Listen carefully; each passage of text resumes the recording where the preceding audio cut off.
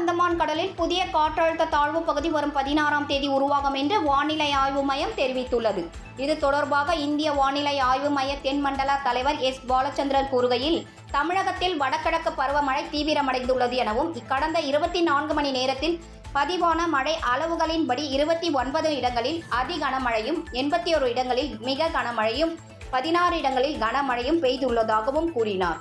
அதிகபட்சமாக திருநெல்வேலி மாவட்டம் ஊத்து பகுதியில் 54 சென்டிமீட்டரும், அம்பாசமுத்திரம் தூத்துக்குடி மாவட்டம் கோவில்பட்டியில் 37 சென்டிமீட்டரும், திருநெல்வேலி மாவட்டம் கனடயன் அணைக்கட்டு காக்காட்சியில் 35 சென்டிமீட்டரும், மாஞ்சோலையில் 32 சென்டிமீட்டரும், தென்காடி மாவட்டம் ஆயக்குடி, திருநெல்வேலி மாவட்டம் நாலுமுக்கு, கடலூர் மாவட்டம் லால்பேட்டை ஆகிய இடங்களில் 31 சென்டிமீட்டரும் மழை பதிவாகி உள்ளதாக அவர் தெரிவித்தார்.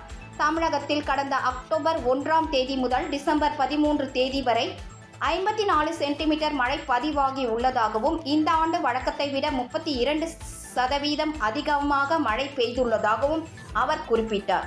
தெற்கு அந்தமான் கடல் பகுதிகளின் மேல் ஒரு வளிமண்டல மேலடுக்கு சுழற்சி நிலவுகிறது எனவும், இதன் காரணமாக வரும் 16ஆம் தேதி ஒரு காற்றழுத்த தாழ்வு பகுதி உருவாகக்கூடும் எனவும் அவர் தெரிவித்தார்.